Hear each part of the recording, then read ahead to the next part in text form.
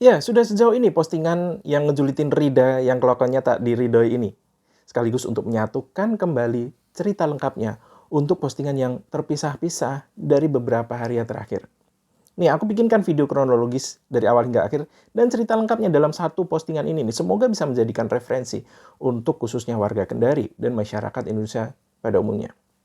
Judul video ini, kalau nggak pakai melawan, postingan ini tidak akan berlanjut sampai hari ini dan sampai sedalam ini. Itu judul apa curhat sih? Panjang betul. Rida yang self-declare bahwa dia punya lapak veneer gigi terbaik di Kendari ini awalnya seperti tukang salon gigi pada umumnya. Alatnya minimalis meskipun orangnya nggak minimalis. Hanya rebahan di bed salon dengan kelengkapan salon yang tak istimewa. Ditambah penerangan selevel lampu belajar meskipun dianya nggak pernah mau belajar. Lalu pada suatu ketika, sebuah aliran dana besar membuatnya merasa terfasilitasi. Akibat adanya pembiaran dari pihak berwenang, Rida mulai upgrade memoles diri karena merasa aman. Gaspol, poles sana, poles sini, tipu sana, tipu sini, framing everywhere. Mulai dari atribut, alat, ruangan pun disulap untuk bisa menyamai standar dokter gigi. Duitnya banyak sampai netizen berkata, kalau duit banyak kenapa tidak masuk FKG sekalian? Kalian lupa ya, kalau masuk FKG itu tidak hanya butuh duit, tapi butuh otak juga. Rida kira-kira punya kapasitas untuk poin kedua ini nggak? Rida berpikir, duit bisa membeli atribut dan hukum, tapi kebenaran dari mulut netizen tak pernah bisa dibendung. Satu yang disayangkan adalah lagi-lagi dengan postingan di sosial media, sejelas ini masih saja ada pembiaran.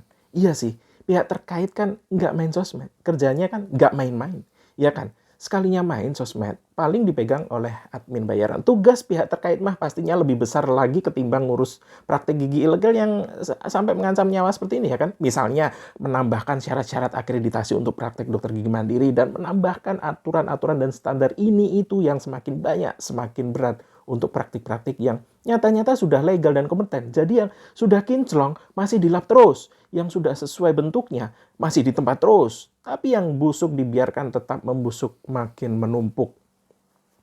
Sekalinya diangkat di Kortugi, soal tukang salon gigi yang berjas rapi ini nih layaknya dokter gigi, baru deh pada ribut. Tak terkecuali juga suami Rida yang kita sebut saja Pak Rida, sang pengacara ini ambil langkah 1000. Langkah 1000-nya kaki 1000 sih ya, alias nggak kemana-mana. Merasa so IT, sudah merasa tahu betul lokasiku ada di mana. Aku kira pakai analisis apa atau apa ya kan. Rupanya cuma modal pelacakan nomor HP. Seorang cendekiawan kok kurang riset. Cari nama aku aja sudah banyak orang sudah tahu aku di mana. Ujung-ujungnya salah pula kan karena yang dilacak nomor asisten. Gak usah dilacak nih aku kasih tahu video Rida yang viral itu dibuat di Medan, diposting di Jogja.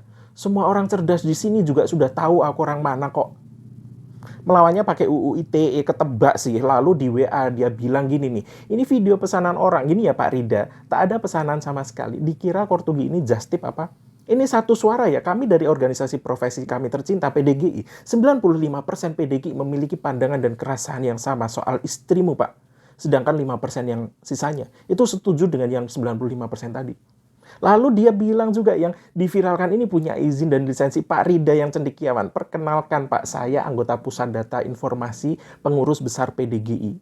Saya bisa beritahukan ke Pak Rida bahwa istri Bapak yang memakai plang dokter dan semua atribut dan tindakannya seolah dokter gigi itu bukanlah dokter Pak. Pak Rida bilang ada lisensi itu kata siapa? Nggak ketipu kan Pak? Cendekiawan pasti pandai meriset sesuatu kan Pak? Gelar dokternya Rida tak lebih sekedar gelaran sandiwara atau mungkin gelar dokter honoris causa. Honoris sakau maksudku. Masih saja WA-mu nih Pak Rida ya berkata bahwa saya mengambil gambar orang tanpa izin. Pak Rida coba tanya ke Bu Rida, dia sudah izin belum ambil foto-foto dokter-dokter terkece di Indonesia ini. Meskipun ya dokter Gria ini punya nama yang sama dengan Bu Rida, Gria Rida Raja. Tapi kan nggak auto jadi hak milik bersama juga kan foto-foto dan karya-karya besar beliau. Pak Rida menginginkan postingan saya dihapus. Di saat yang sama, Bu Rida banyak menghapus postingan-postingannya Pak. Ada apa ya? Kira-kira. Pak Rida ini jadi bagian dari kebohongan Bu Rida. Apa ikut jadi yang tertipu sih Pak? Sama seperti orang-orang yang sengaja dijadikan framing bahwa Rida ini seorang dokter atau dokter gigi terbaik dan terputih se-Indonesia. Untuk Ibu Dokter Asridah Didit yang punya dokter gigi paling top, yang punya dokter paling top dan dokter gigi paling putih di dunia. Satu pesan penutup bahwa Dengan adanya postingan ini dan apa yang akan terjadi setelahnya adalah fakta dan realita. Apakah akan terjadi pembiaran kembali selamanya ataukah sebaliknya?